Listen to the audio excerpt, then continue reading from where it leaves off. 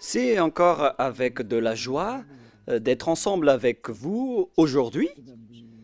Nous sommes arrivés au moment d'être ensemble dans cet enseignement qui porte le numéro 14.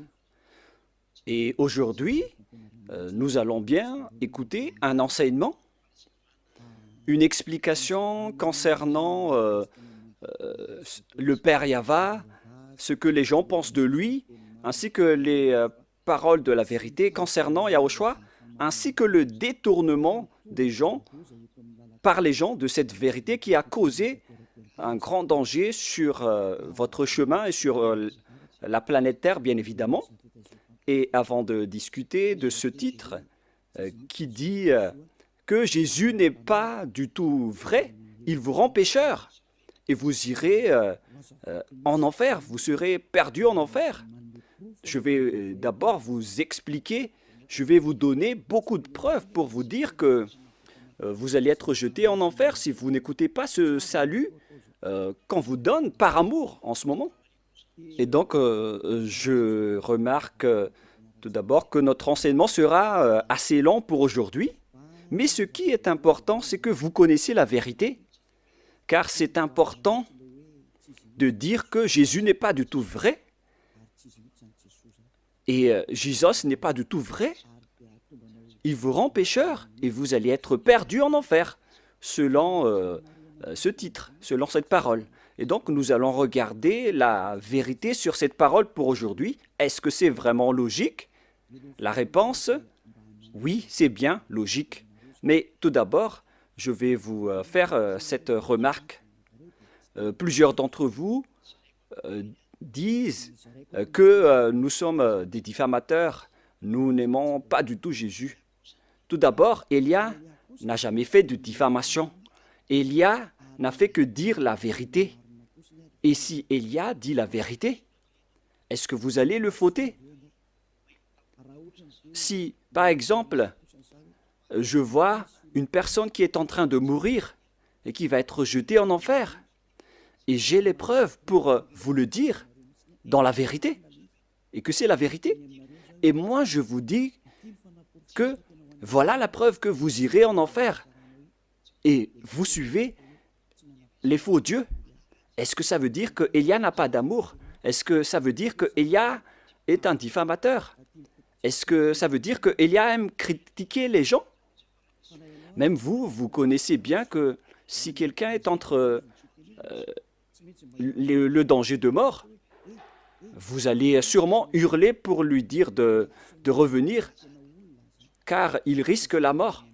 C'est une réaction normale pour un humain. Et c'est une réaction normale pour Élia, qui est en train de voir un esprit en train d'être jeté en enfer. Et c'est pourquoi Élia vous appelle. Je suis en train de vous voir en train d'être perdu, alors je vous appelle pour revenir. Car, en vérité, c'est le diable qui détourne la vérité. Il cherche les moyens pour que vous n'écoutez pas la vérité. Et s'il trouve le moindre point pour rendre en colère les gens, il en profite pour vous rendre en colère. Voilà le plan du diable. Moi, je vous conseille d'écouter cette vérité. Au cas où ce sera la dernière heure de discussion entre nous. Et après, vous allez regretter, sinon. Aujourd'hui, l'enseignement va être assez lent. Alors écoutez bien, car je vais expliquer en détail les choses importantes pour que vous ne soyez plus trompés par ces faux dieux. Alors ne vous laissez plus être trompés. Ça suffit maintenant, ces 2000 ans où on vous a fait jeter en enfer. Ça suffit maintenant. Nous allons donc maintenant entrer dans l'introduction concernant le fait de détester et de diffamer Jésus. D'ailleurs, Jésus, il est déjà mauvais car il jette les gens en enfer. Moi, je dis le danger qu'il vous a fait subir, ainsi que les tromperies que Jésus vous a fait. Nous allons commencer depuis le début. D'abord, vous allez écrire 1 dans votre prise de notes d'enseignement. En fait, Jésus vous a rendu pécheur jusqu'à aujourd'hui et auparavant jusqu'à maintenant. Voilà la question pour vous. quiconque suit Jésus, moi je suis déjà allé en Inde, en Afrique, à Togo et aux Comores. Voilà les pays que Elia a déjà visités. J'ai déjà également visité l'Éthiopie. Voilà donc les régions euh, que j'ai visitées et j'ai déjà discuté avec les habitants de ces pays.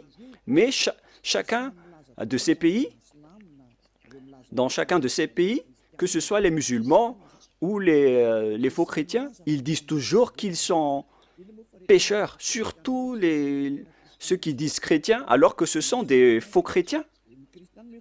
D'ailleurs, le nom chrétien n'est plus correct car le faux Dieu l'a déjà pris. Donc, le nom a déjà changé car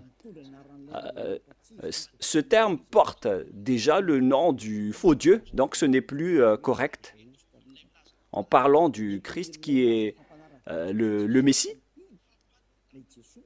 Alors, les suiveurs de Jésus ont tous déclaré être pécheurs. Et d'ailleurs, le siège des catholiques romaines, vous le connaissez déjà que c'est au Vatican. Pour les protestants, c'est en Angleterre. Maintenant, c'est devenu en Amérique, car l'Amérique, c'est un grand pays. Et tous ces pays déclarent, après discussion avec eux, on leur a dit qu'ils sont avec le faux Dieu. Il faut revenir vers l'original. Mais les Américains ainsi que leurs troupes, ils exigent toujours que ceux qui suivent Jésus sont toujours pécheurs. Et l'ôtement du péché n'est pas du tout possible pour eux, car sur terre, on doit trébucher, et sous le ciel, on doit être trempé. Donc, tous les propos des habitants sur cette planète Terre, ils déclarent tous que tout le monde est pécheur. Alors que selon la Sainte Écriture, Dieu n'écoute pas les pécheurs. C'est dans Ésaïe 59, 1, 2. Nous allons le lire ensemble. Ésaïe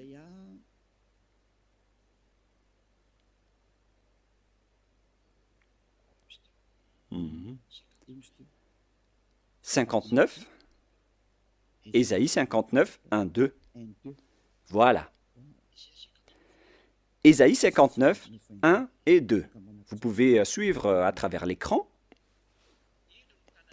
Non, la main de Yahva n'est pas trop courte pour sauver, ni son oreille dure pour entendre.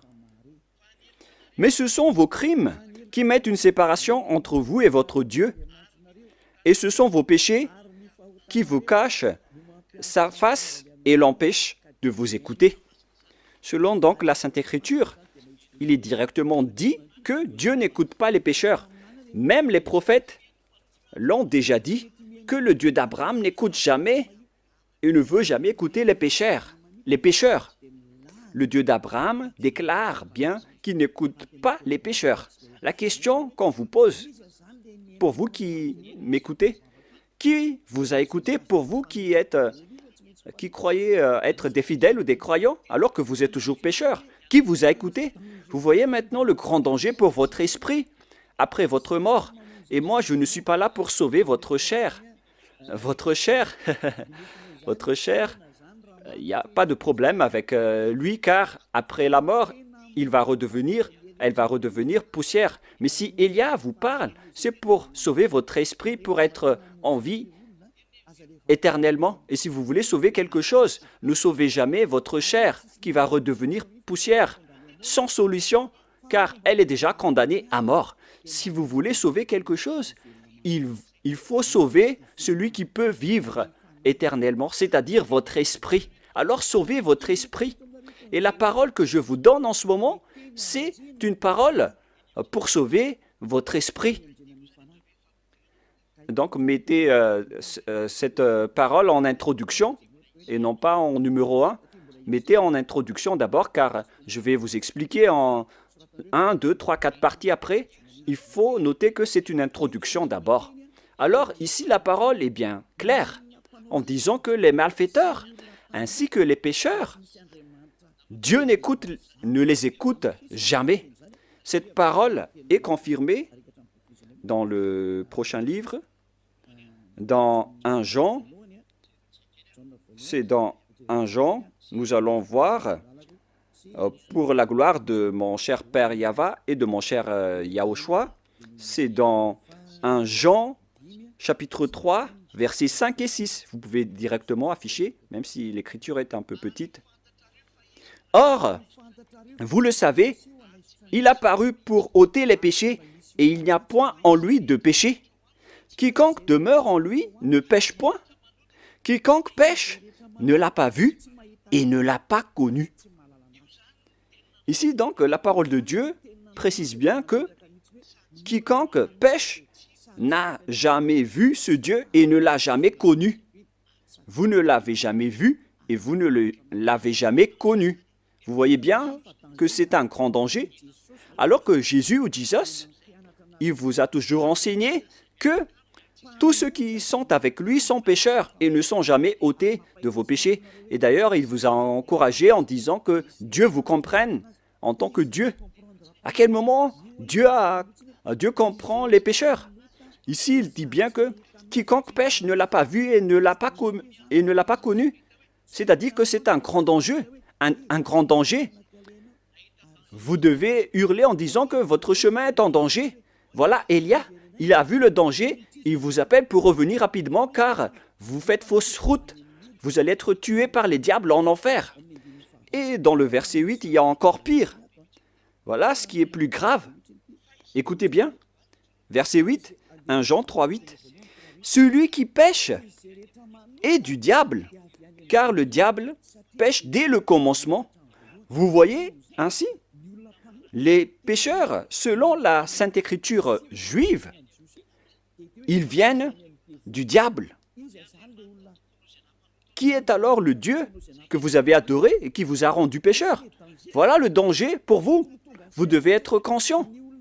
Vous qui êtes toujours pécheur, et vous insistez toujours à rester pécheur. Vous pleurez d'être des pécheurs non méritants. Vous cherchez toujours les moyens à rester grand pécheur, selon vos propos. Alors que la parole dit ici que ces genres de personnes viennent du diable. Alors pourquoi pas Élia ne va pas se lever pour vous dire, en voyant ce grand danger, que Jésus ou Jesus vous fait subir? Pourquoi Élia ne va pas parler? Est-ce que Élia sera fautif en vous disant d'écouter cette parole? Car vous êtes sur le point de mourir. Et je vous ai donné la preuve. Est-ce que Élia serait fautif? Si vous étiez à ma place, vous auriez dû hurler comme moi, en disant « Hé, ne faites pas ça, revenez vite !» Et comment vous dites que si je dis ça, je diffame et je n'ai pas d'amour? Comment vous osez classer ce genre de personne en une personne qui provoque la guerre? Non, non, non. Élia voit le danger pour une personne. Et si cette personne est toujours consciente, il faut toujours la sauver. Mais si elle n'est plus consciente, tant pis pour elle. Le rôle de Élia, c'est d'enseigner et de vous conseiller. Mais si vous choisissez de faire le plongeon en enfer, alors continuez votre chemin. Ça ne regarde que vous. On ne rentre plus en détail. Mais il y a encore beaucoup de gens qui cherchent le salut, y compris vous qui me regardez en ce moment. Plusieurs gens cherchent le salut et je vous souhaite d'être parmi ces personnes. C'est pourquoi je me tiens debout pour chercher les gens qui cherchent le salut, car on ne sait jamais. Peut-être, parfois et souvent, ce sont des gens qu'on ne pense pas du tout qui cherchent le salut. Alors, Élia vous conseille, ne mettez plus dans la tête que Élia est un diffamateur ou Élia fait ceci ou cela. Enlevez-vous cette mentalité du diable qui vous a fait boucher les oreilles pour que vous n'écoutez jamais la vérité. Une fois que Élia est là pour vous sauver, c'est Élia qui est arrivé parmi vous, ce que tout le monde entier a tant attendu, en disant que Élie va arriver. On parle de Élia, celui que vous voyez en ce moment. Il va sauver les gens pour revenir le cœur du Père Yahva vers les humains et faire revenir vos cœurs auprès du Père Yahva pour que vous ne péchiez plus. La question se pose, si je détiens le pouvoir pour que vous ne péchiez plus, quelle est ma faute? Répondez-moi Quelle est la faute d'Élia à ce sujet? C'est le diable qui doit être en colère contre Élia. Ça, c'est logique. Si les diables sont en colère, ça c'est logique, car Élia sauve les gens pour qu'ils ne sont plus pécheurs.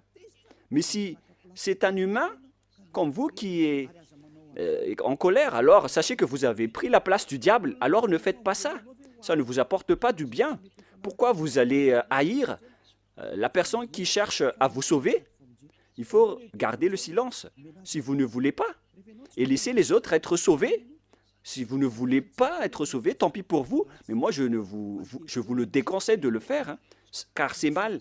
C'est le diable qui a des points avec le péché, mais vous n'avez rien. Alors ne donnez plus des points au diable, sauvez votre esprit pour qu'il se retourne vers son Créateur, c'est-à-dire le Père Yahweh et mon cher Yahushua. C'est l'objet de cet enseignement, en vous disant que Dieu n'écoute pas les pécheurs. Et je précise bien la parole du vrai Fils de Dieu. Il s'appelle Yahushua. Voilà l'enseignement d'aujourd'hui qui sera assez lent. Moi, je vous préviens déjà, on va passer plus de 2 heures. Alors suivez bien, ne dormez pas avant, ne critiquez pas et réfléchissez bien. Et vous allez voir que c'est vraiment de l'amour que Élia vous donne. C'est du salut, de la preuve d'amour pour vous les humains qu'il existe un être qui cherche à vous sauver. Voilà Élia. Il cherche à vous sauver. Je cherche tous les moyens pour vous sauver, pour que vous seriez délivrés des chaînes de ces diables qui iront en enfer. Vous allez être déchaînés de leurs mains pour que vous buvez la joie illimitée et sans cesse. Et si vous allez dire, mais on est déjà en joie, oui, vous avez de la joie, mais vous connaissez toujours que ce n'est pas la vraie joie que vous avez. Vous pensez que ce sont les riches qui sont vraiment dans le bonheur et en joie, alors que vous voyez bien que les riches cherchent toujours le bonheur, même s'ils ont déjà des milliards de dollars entre les mains, ils ne se consolent jamais, ils cherchent toujours plus d'argent, c'est-à-dire que le bonheur n'est pas du tout dans l'argent. Les milliards de dollars ne donnent pas le bonheur et de la joie.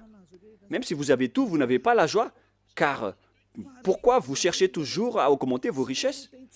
Mais lorsque vous ne péchez point, vous avez vraiment la joie illimitée. Et c'est ce que les gens en Yahushua possèdent, qu'ils ne veulent jamais abandonner, car ils vivent dans cela. Et c'est la joie des gens ôtés des péchés que Élia vous partage. C'est ça le vrai bonheur. C'est la personne qui ne pêche plus qui est la plus en paix sur cette planète Terre. Et si vous voulez avoir le bonheur et la paix, alors ne péchez plus et suivez Élia.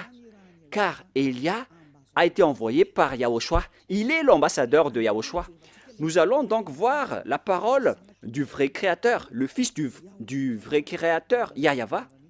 Et le nom de son Fils, c'est Yahushua. Je vais encore vous les expliquer, le nom du Père Yahweh et Yahushua. Mais nous sommes encore dans l'introduction, même si c'est assez lent. On doit partir de là pour tout voir. On va voir donc la parole du Fils du vrai Créateur.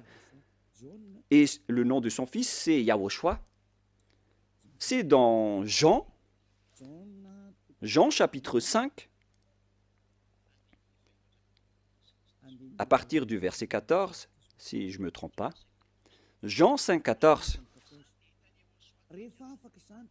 Depuis, Yahushua le trouva dans le temple et lui dit, « Voici, tu as été guéri, ne pêche plus, de peur qu'il ne t'arrive quelque chose de pire. » Lorsque vous êtes bien avec ce vrai Dieu, alors répétez cette parole. « Ne péchez plus, car tu as été guéri déjà. Et si tu commets encore des péchés, le pire va t'arriver. » Cette parole est bien claire. Donc, quiconque pêche et qui revient toujours dans le péché, le pire va lui arriver. Et regardez dans votre propre vie, qui devient de plus en plus mal. Même les riches, ils ont toujours une mauvaise vie. Et plus leur richesse augmente, plus leur folie et leur mauvaise pratique augmentent. Car c'est l'argent qui est la source du mal. Et tous ceux qui cherchent activement l'argent vont sombrer dans la grande tristesse, alors que les faux dieux n'ont rien à faire, à part le miracle, les prodiges et les bénédictions. Et si vous allez dire, donc vous n'avez pas besoin d'argent? Non, je n'ai pas dit ça, mais il ne faut plus avoir ce genre de mentalité. Ce Dieu a dit qu'il faut que vous vous consolez de ce que vous avez entre les mains.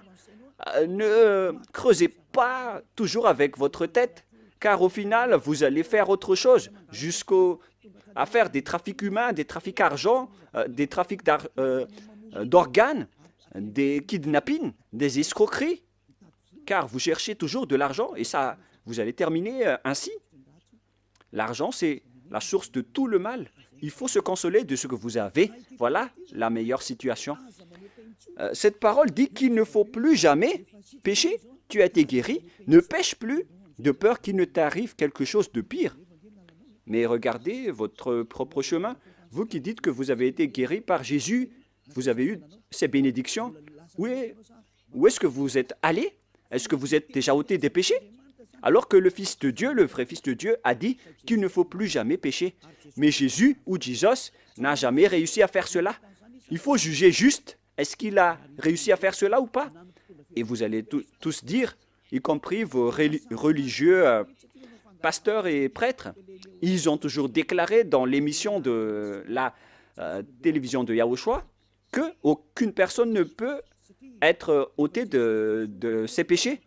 Voilà, lorsque vous adorez Jésus ou Jesus, alors que la Sainte Écriture dit qu'il ne faut plus jamais pécher. Vous voyez la contradiction? C'est la preuve que Jésus n'est pas du tout vrai. Il vous rend pécheur et il vous jette en enfer. Élia vous dit aujourd'hui de quitter ce faux Dieu. Je vous attire, vous tous qui êtes conscients, ne mettez plus les pieds dans leurs églises. Ce n'est plus correct. Mais si vous voulez tuer votre âme en enfer, alors continuez ainsi. Car le péché vient du diable. Et le diable habite en enfer. Moi, j'ai été envoyé pour vous ramener au ciel des cieux et c'est normal que je vous dis de ne plus aller avec ces faux dieux. Et les gens que Élia appelle, ce sont les gens qui veulent être sauvés. Si vous ne voulez pas être sauvés, alors ne suivez pas mes paroles. Mais les gens qui veulent être sauvés, ils écoutent la parole de Élia et il dit, mais comment réfléchir à cette parole qui dit qu'il ne faut plus pécher alors que j'étais toujours pécheur? La comparaison oblige. L'autre dit qu'il faut pécher et l'autre dit qu'il ne faut plus pécher. La logique, c'est de suivre celui qui ne pêche plus. Voilà la vérité.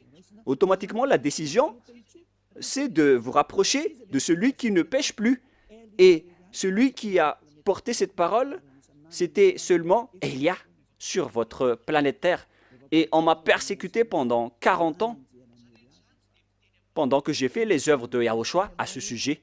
On m'a persécuté.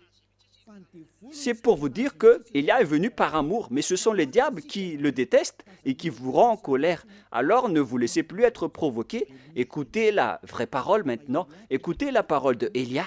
Élia est arrivé pour vous sauver, pour vous donner la joie éternelle, pour que vous reveniez vers votre vrai Créateur qui s'appelle Yahushua. Et je vais encore ajouter une autre parole, car cette parole a été répétée 2 fois et non pas seulement une fois. Selon Jean, chapitre 8, Jean, chapitre 8, à partir du verset 11, nous allons lire ensemble. Quelle était encore la parole du Fils de Dieu à ce sujet? Elle répondit, « Non, Seigneur. » Et Yahushua lui dit, « Je ne te condamne pas non plus. Va, et désormais, ne pêche plus. » Cette parole est revenue 2 fois en disant « Ne pêche plus ». C'est ça donc qu'on doit suivre.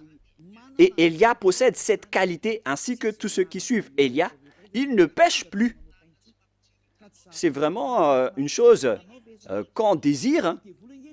Ce sont les diables qui détestent cela. Alors que c'est une bonne chose pour tout humain. Et Élia appelle les humains. Car vous cherchez ça en allant à l'église. À quoi bon d'aller à l'église? Votre objectif d'aller là-bas, c'est de ne plus commettre de péché. Mais puisque en allant là-bas, vous avez cherché des miracles et des prodiges, alors c'est normal que vous n'avez pas vu la vérité, car l'endroit que vous fréquentez, c'est avec Jésus et Jésus. Et sachez que le plan de ce Dieu n'est pas pour faire des miracles ou des bénédictions, mais son sujet, c'est le péché. Mais alors, si vous avez le miracle, si vous êtes guéri, si vous restez toujours pécheur, alors ça ne sert à rien. Si vous êtes pécheur, alors vous n'êtes pas avec ce vrai Dieu. C'est logique que vous êtes avec le diable. Même vous-même, vous allez prendre une décision que c'est la bonne réponse, que Dieu n'écoute pas les pécheurs. Alors, qui vous écoute dans votre église? Est-ce que vous avez déjà posé cette question? Car si c'est celui-là le vrai Dieu qui n'écoute pas les pécheurs et que les pécheurs viennent du diable, alors l'endroit que vous fréquentez, c'est un endroit qui appartient à qui? Et vous vénérez qui? Vous priez à qui? Le schéma est très grave. Hein? Ce n'est pas de la diffamation. Si vous réfléchissez bien, vous allez déduire que la parole de Élia est vraie. Vous devriez même remercier Élia, car Élia est venu pour vous sauver. Et mes paroles ôtent les péchés que les autres religions n'ont pas réussi à faire jusqu'à maintenant. Ce sont seulement les envoyés du ciel des cieux qui peuvent sauver les gens, comme Yahushua, mon cher grand frère. Mais vous, entre humains, entre pécheurs, comment est-ce possible que vous allez réussir à vous délivrer entre vous-mêmes? Par exemple, entre prisonniers, vous êtes prisonniers ensemble. Comment l'autre prisonnier peut vous libérer? Il faut que c'est une personne venant de l'extérieur qui vous libère. La personne qui est prisonnière avec vous reste collée avec vous en prison. Et pareil, ce sont les personnes qui ne sont pas pécheurs qui peuvent sauver les gens pécheurs. Ça, c'est logique. Ce sont les gens à l'extérieur de la prison qui peuvent libérer les gens à l'intérieur de la prison et non pas les gens qui sont à l'intérieur de la prison. Ce ne sont pas les personnes pécheurs qui peuvent sauver les autres personnes pécheurs. Ce sont les envoyés, les êtres qui ne sont pas pécheurs, qui peuvent sauver les personnes pécheurs. C'est pourquoi Élia est arrivé. Alors, n'écoutez plus les faux dieux, car au final, ce vrai Dieu va être en colère contre vous, car on est en train de vous sauver. Et pourquoi vous faites encore de grands propos? Maintenant, nous allons entrer dans la deuxième partie, après cette explication, après cette corps d'introduction, qui a dit que Dieu n'écoute jamais les pécheurs. Les pécheurs viennent du diable. Et tout ce que vous faites en tant que pécheur vient du diable. Alors n'écoutez plus ces derniers, écoutez vraiment le vrai Dieu. Maintenant, nous allons expliquer le sujet concernant le Dieu Père que vous avez changé en Jéhovah ou Yahou pour certains. Mais c'est quoi ce pire danger que vous avez fait? Pourquoi Élia vous parle de ce grand danger? C'est vraiment pire, car le Dieu d'Abraham, il a sorti la parole comme quoi il ne faut jamais profaner son nom. C'est vraiment un pire danger, donc, de changer ou de transformer son nom. Certains disent que ce n'est pas le nom qui est important, c'est la parole qui est importante. Il y a certains qui disent cela en appuyant avec des versets. Si c'est la parole de notre... sachez que la parole de notre Père est incontestable. Et c'est d'ailleurs sa parole qui a dit qu'il ne faut pas profaner son nom. Alors c'est la parole elle-même qui a priorisé et qui a privilégié le nom. Si on va lire le livre d'Ésaïe,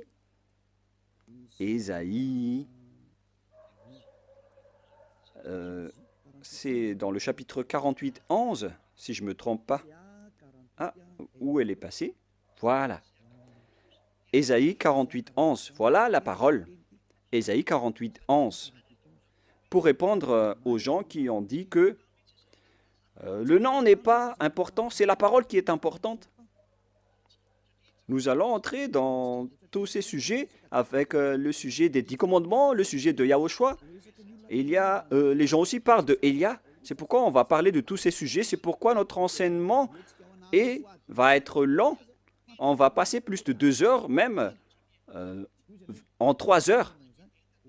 Et si vous allez dire pourquoi on ne va pas écouter jusqu'à cette durée, mais wow, les esprits qui ont soif d'être sauvés, ils écoutent la parole de Elia. C'est vraiment merveilleux d'écouter la parole de Elia. Hein. Et vous allez voir que c'est vraiment de la joie de voir Elia, car Elia va emmener des gens pour être sauvés au ciel des cieux. Cet objectif est vraiment magnifique. Le fait de vous emmener au ciel des cieux et de vous enlever de la chaîne des diables, ainsi que des péchés, car ni les prêtres ni les pasteurs n'ont pas réussi à ôter les gens de leurs péchés. C'est Élia seulement qui a réussi à le faire. Et tous ceux qui sont avec Élia sont vraiment et complètement libérés, car Élia a vraiment été envoyé par le Dieu d'Abraham, qui s'appelle Yahyaha. On revient à la parole. C'est par l'amour de moi, pour l'amour de moi, je veux agir. Car comment mon nom serait-il profané? Vous voyez que le nom est important. Il ne faut pas profaner son nom. Alors il faut restituer son nom. Je ne donnerai pas ma gloire aux autres. Donc si vous avez changé son nom en Jéhovah ou Allah par exemple, déjà son nom a été changé. Donc vous êtes en train de donner gloire aux autres dieux. Que ce soit Jéhovah ou Allah. Voilà donc le nom des dieux des autres. Alors qu'il dit bien que il ne faut pas profaner mon nom et je ne donnerai pas ma gloire aux autres. Il faut alors restituer son vrai nom. Il s'agit de sa parole. Mais les religieux étranges, bizarres, ont dit que ce n'est pas le nom qui est important, c'est la parole qui est importante. Alors que ici, c'est la parole elle-même qui précise que le nom est important pour le Dieu d'Abraham. Il ne faut pas toucher à mon nom, les gens, selon le Père Yahva. Mais si vous voulez me déclarer la guerre, alors faites-le. Il dit ici qu'il ne faut pas profaner mon nom. Hélas, on a profané mon nom. Et tous ceux qui changent le Père Yahva le rend en colère. Si vous voulez le rendre en colère, alors changez son nom. Si vous ne voulez pas lui donner gloire, alors changez son nom. Et il va être en guerre contre vous, car déjà, Élia vous enseigne déjà la vérité. La loi que nous voyons ici est claire. Il ne faut jamais changer son nom. Dieu est vraiment exigeant avec son nom. Il ne faut pas profaner son nom. Lorsque vous changez son nom, c'est-à-dire qu'en même temps, vous profanez son nom en changeant en nom d'autres dieux et vous donnez sa gloire aux autres. Au lieu d'appeler Yahyaha, vous avez appelé Jéhovah ou Allah. Ce n'est pas du tout correct. Je vais vous donner la preuve. Pour vous qui dites que, pourquoi vous dites que notre Dieu est faux? Qui est le vrai Dieu selon vous? Vous devez lire dans votre Bible, dans la préambule, dans la Bible catholique romaine, dans la préambule, dans l'introduction, il est écrit que la Bible, l'Ancien Testament ainsi que le Nouveau Testament a été traduit depuis la langue hébreu ancienne ou moderne. C'est-à-dire que si vous voulez regarder la Sainte Écriture, il faut regarder à travers dans la langue ancienne hébreu ou juif.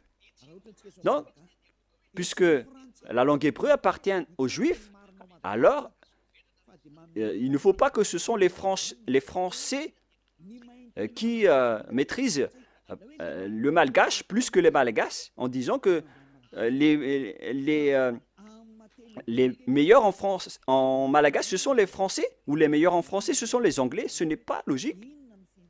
Il faut que ce sont les propriétaires de la langue qui prouvent quel est le nom de leur Dieu.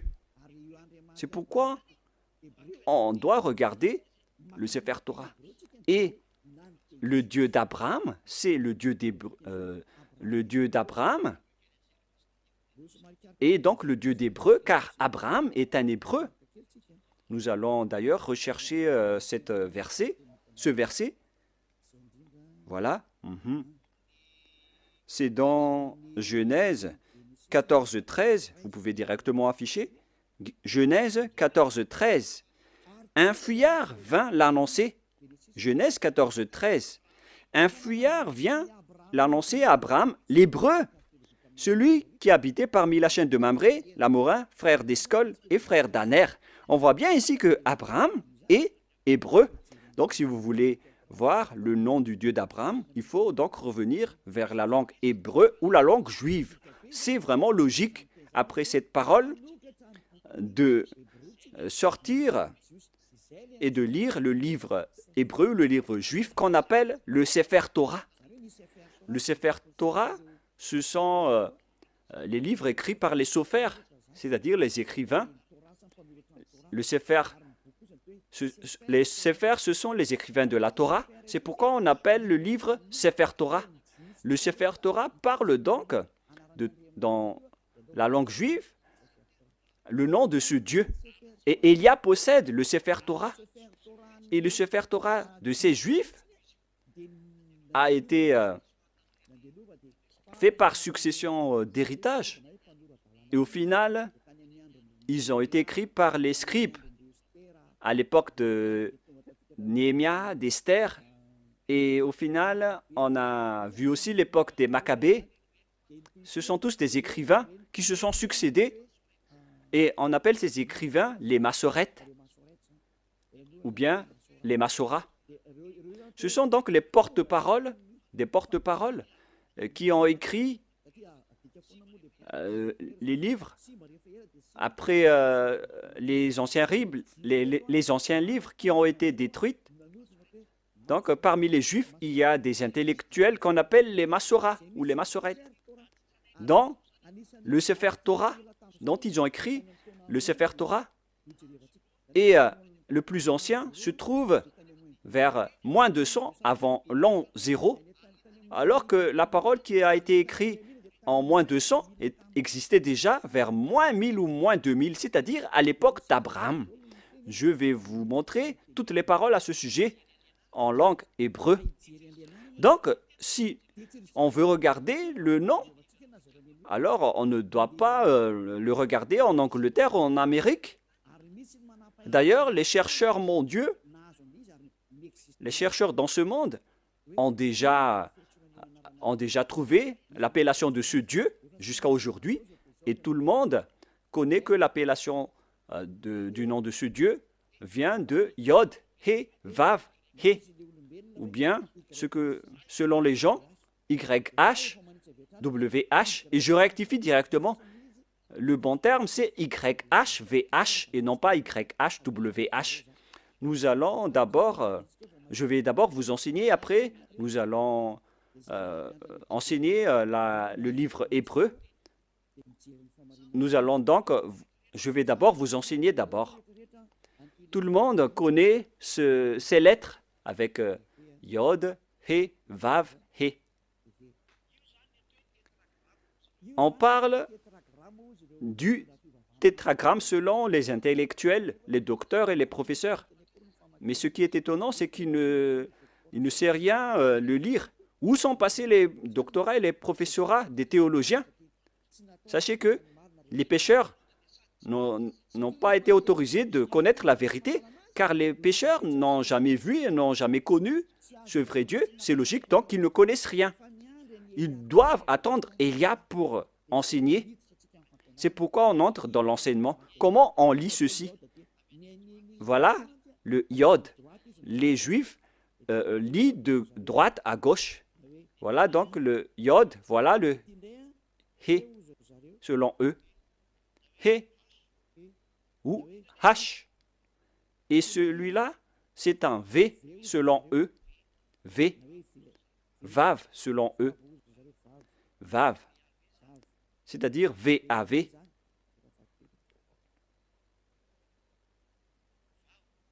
Vav.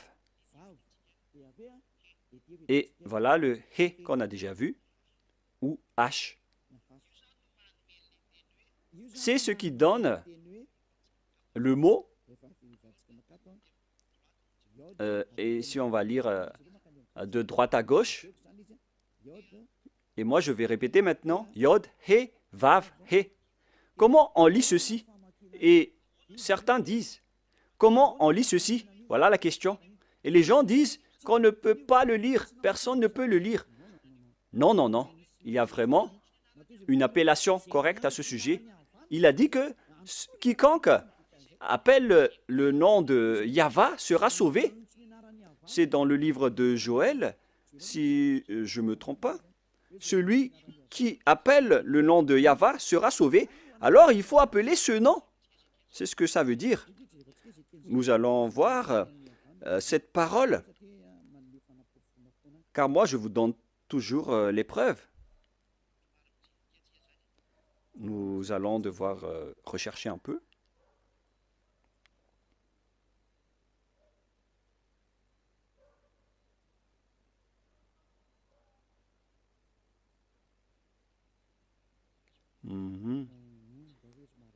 Je vais d'abord rechercher cette parole rapidement.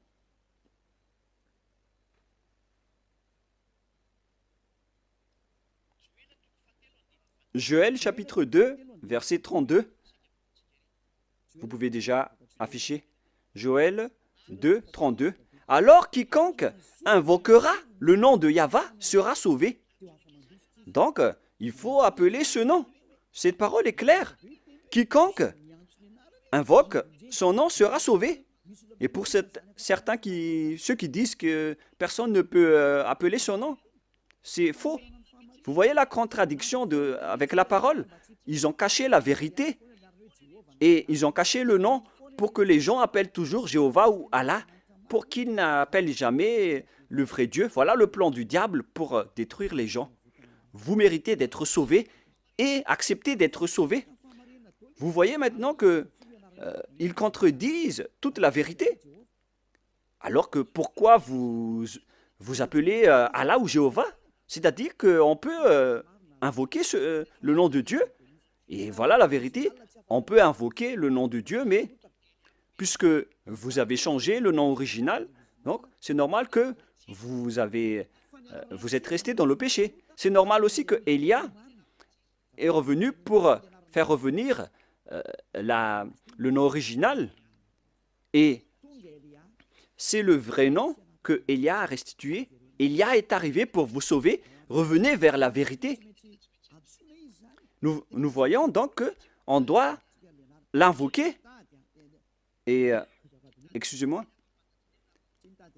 Élia n'a pas besoin de le chercher. Il connaît le nom de son père qui a envoyé Élia. Je connais celui qui m'a envoyé. Je connais son nom. Je n'ai pas besoin de chercher son nom, car je connais le nom de celui qui m'a envoyé. Mais là, je suis en train de vous donner la preuve dans votre livre. Le prophète Moshe l'a déjà écrit, et je vais donc vous le donner. Nous voyons ici maintenant, nous allons voir maintenant le livre hébreu, le livre juif, qu'on appelle le Sefer Torah. J'espère que l'image sera assez grande pour bien vous montrer. Voilà le Sefer Torah, écrit par les Massorètes ou les Massoras.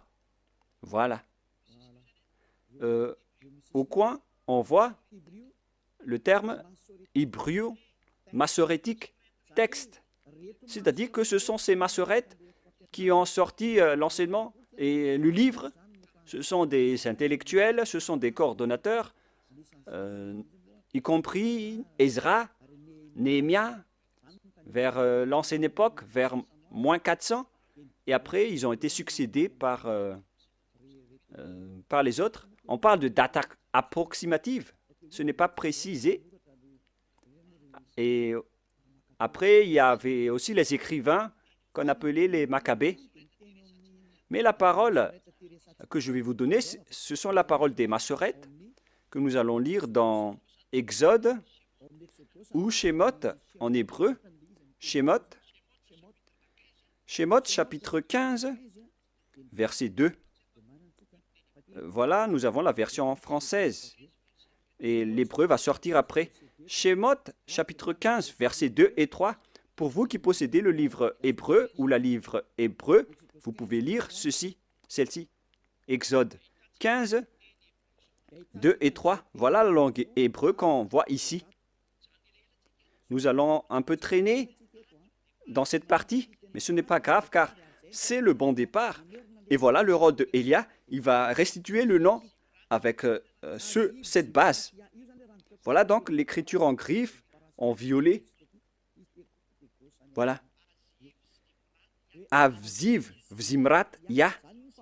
Voilà donc la translittération en jaune. Avziv, Vzimrat, Ya, Valim, Ishwa, Vajim, Valveu, Varum, Menu. Voilà la lecture en langue hébreu. Pour vous qui lisez en hébreu, la traduction est à côté. Je répète bien. Aziv, Vzimrat, Ya, Valish, Lin, Yash, Elu, El, Avi, Varum, Enu. Voilà donc la lecture en hébreu.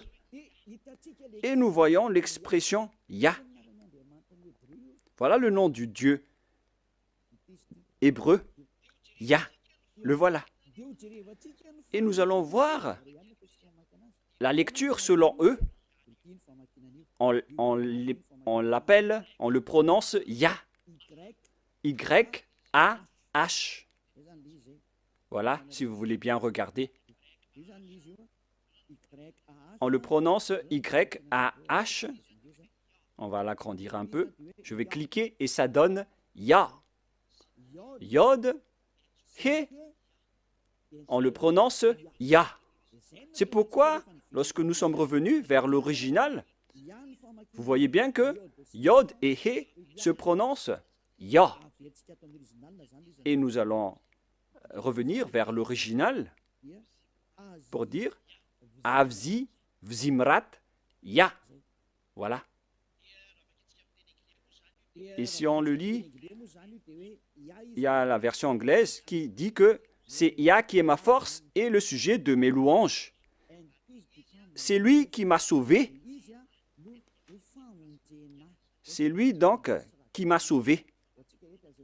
Pour ceux qui connaissent l'anglais, ce n'est pas grave. Je vais le traduire à mon niveau, mais ce n'est pas loin. Mais ce qu'on voit ici, c'est que la bonne prononciation de Yod et He, c'est Ya. Souvenez-vous bien de cela. Lorsque vous voyez les formes Yod et He, comme ici au milieu, et je vais cliquer, et il va sortir ici.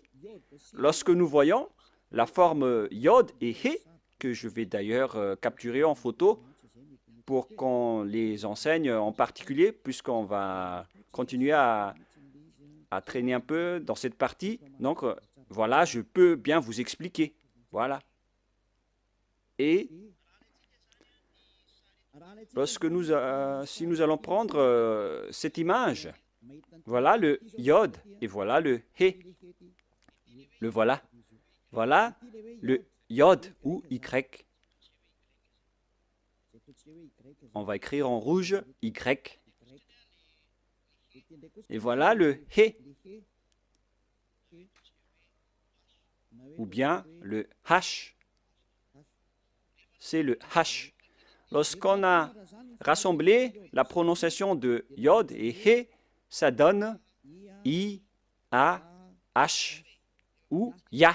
C'est-à-dire, lorsqu'on lit, ça donne le mot et l'écriture Ya. Oh, c'est devenu trop rouge. Ya. Voilà.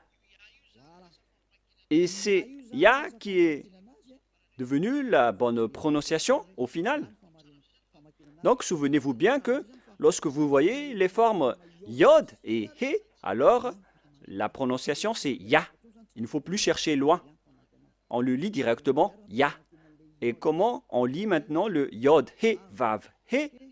Comment on prononce ce mot? On va le faire petit à petit. Nous allons entrer maintenant dans la leçon suivante. Yod. Où elle est passée déjà? on doit regarder à la fin. Voilà. Nous allons revenir un peu avec la parole. Ah, ça a un peu bugué. Nous allons entrer dans la troisième partie pour voir le nom du vrai Dieu. Il a dit, Yah est ma force et le sujet de mes louanges. Et dans le livre des psaumes, on dit Alléluia. Pour donner gloire au Père Yahva, on dit Alléluia. C'est-à-dire gloire au Père Yahva. Il n'a jamais dit que c'est Alléluia. Vous voyez vraiment la grosse erreur des humains. Ça a été transformé en Alléluia, alors que dans votre Bible, c'est Alléluia. Et le nom du Père Yahva, son vrai nom, c'est Yahva. Donc, on va lire l'autre nom, car on a déjà vu Yah. Vous voyez donc, à travers cette remarque, avec le Alléluia, que son nom, c'est vraiment Yah. Voilà donc, en troisième partie, on parle ici de Yahva Shmo. Je vous le dis directement, mais ici, vous voyez d'abord Yod, He. Voilà. Et même les sens ont tous été changés. C'est pourquoi on est là pour les rétablir à la normale. Après les fausses translittérations, ils ont créé le nom de Jéhovah ou Yehovah, alors que ça n'existe pas du tout, cette prononciation. Alors, quelle est la bonne translittération? Voilà donc les mauvaises translittérations à cause des changements des humains. Ils ont changé carrément. Alors, on voit dans le verset 3, la lecture juive, c'est Yahva. La lecture de Yod He Vav He, que je vais prendre en photo également pour vous lire, c'est vraiment facile. Hein? Une fois que vous avez connu cet enseignement, vous allez être ôté de vos péchés et vous ne péchez plus jamais. C'est le rôle de Élia de vous restituer la vérité pour que vous la connaissez. Nous allons continuer maintenant. Voilà le Yod He que nous allons écrire en rouge. Voilà donc le sens. Et nous savons tous que Yod et He veut dire Yah. On n'en parle plus. C'est déjà clair. Jusque-là, on connaît que c'est Yah. Et qu'en est-il du Vav et de He? Vav ou W, A et H. Yahva. Comment on prononce ce W? Car il y a des gens fous qui ont créé Yahvé et certains ont aussi créé Jéhovah ou bien Yahou. Quelle est la bonne prononciation selon les Juifs de ce W? On pose la question à ce W, quelle est ta bonne prononciation? Car tous les humains sont en réflexion à ce sujet. Elia ne réfléchit plus à ce sujet car j'ai déjà connu ce nom depuis chez nous. C'est pourquoi mon nom, Ziadia Elia. Ce nom ne vient pas de chez vous, ça n'existe pas chez vous. C'est un nom qui vient de chez nous. Ziadia Elia. Et nous vous enseignons le nom de celui qui nous a envoyé, le Dieu Père qui est assis sur sa grande trône, la grande lumière qui nous a envoyé, notamment Élia qui est arrivé parmi vous, qui vous dit la vérité et qui vous restitue la vérité qui est écrite dans votre livre. Voilà ce qui est écrit, mais que vous avez changé en autre chose. Il est bien précisé que la parole dit que c'est Yahva Shmo. Comment on lit vraiment le W en hébreu? Car on a déjà vu Yah, on a déjà vu Va. Est-ce que c'est Wa, la prononciation, comme avec les Anglais, ou est-ce qu'on le prononce Va? Et moi, je vous donne déjà la réponse que la bonne prononciation, c'est Va. Là, c'est clair. Nous allons enchaîner avec cette prochaine leçon. Pourquoi Elia exige que le nom doit être Yahva? C'est vraiment son appellation. au ciel des cieux. Et c'est pourquoi les gens sont ôtés des péchés après avoir invoqué le nom de Yahva. Et quiconque invoque le nom de Yahva sera sauvé et sera ôté des péchés après le baptême en Yahushua. Nous allons encore en parler après. Et voilà, donc, la parole est claire. Avec la prononciation de ce W, nous allons maintenant voir la bonne prononciation de ce W en langue hébreu. Et nous allons le voir dans Wikipédia, qui regroupe plusieurs intellectuels partout dans le monde. Moi, je précise bien que Elia connaît déjà que la prononciation de ce nom, c'est Yahva, depuis chez nous. Alors que vous aussi, les intellectuels sur Terre, vous connaissez aussi l'appellation. Donc, il faut regarder avec les propriétaires de la parole. Il ne faut pas que ce soit vous, les Malagasy, les Français ou les Anglais, qui va faire sortir la parole. Il ne faut pas faire ce mauvaise aventure. Il faut revenir avec les propriétaires de la langue. Allons-y alors. Patientez un peu, car je vais encore chercher le verset. Ah, je l'ai encore égaré. Voilà. Patientez un peu, car je vais regarder le verset. Et les techniciens, vous pouvez directement afficher après pour que ça soit magnifique. Voilà, vous pouvez afficher maintenant. Je l'ai retrouvé. Il s'agit donc d'une autre déclaration qui dit que, selon Wikipédia, d'après wikipedia.org, que vous voyez ici, wikipedia.org, une plateforme qui regroupe tous les intellectuels partout dans le monde concernant les alphabets hébreux. On ne va pas parler anglais, on va faire sortir la parole. On va montrer la parole. Selon eux, le script type veut dire, on l'a vu, vers la période moins 200 à moins 100 avant Yahushua jusqu'à présent. C'est-à-dire, ça a débuté depuis moins 200 jusqu'à moins 100, jusqu'à aujourd'hui. C'est-à-dire que c'est parti de l'ancienne époque. Si je ne me trompe pas, où elle est passée déjà? C'était vers le 10th century. C'était il y a bien longtemps.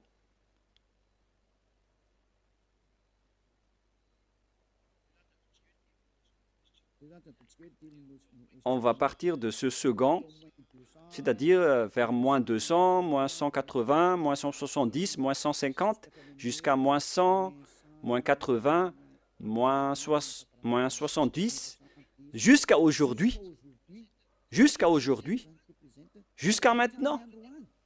Voilà la parole de tout à l'heure. On va réafficher, au cas où vous n'avez pas vu.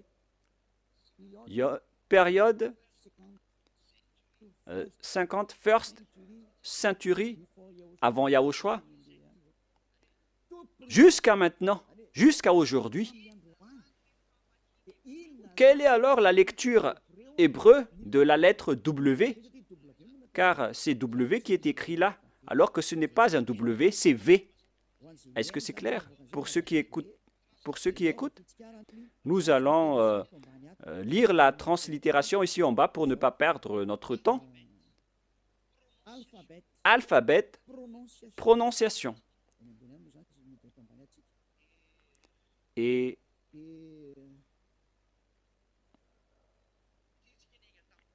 puisque nous sommes partis des dates jusqu'à aujourd'hui, comment garder l'appellation, la prononciation de la lettre W jusqu'à aujourd'hui?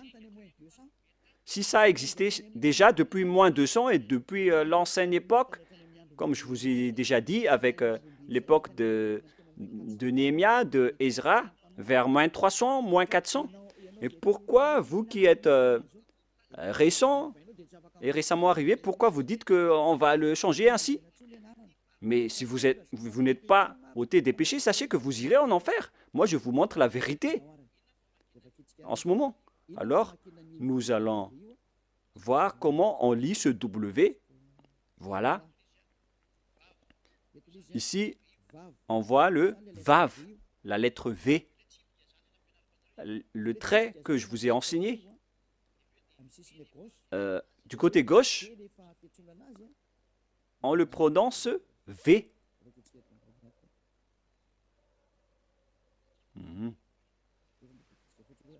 Nous allons lire jusqu'à la fin pour avoir le bonne expression. I. Et voilà le Vav, V-A-V. Je peux bouger maintenant? Je peux le bouger? On voit que c'est le Vav, comme si vous fermez la bouche. Vav. Comment on lit ceci? V comme vogue, c'est-à-dire V comme comment on prononce vogue. Donc, la forme Vav, on la prononce vraiment en V comme vogue. Voilà donc la prononciation. Dans ce coin, on voit les prononciations et on voit ici que la prononciation de Vav, que ce soit en hébreu ancien ou moderne, la propriétaire de la langue ont tous précisé qu'on le prononce V. Alors ne faites pas de mauvaises aventures en disant que c'est Yahou qui est le nom du Dieu Père. C'est le diable qui a dit cela. Et d'ailleurs, vous n'êtes pas ôté de vos péchés. Vous transgressez la loi.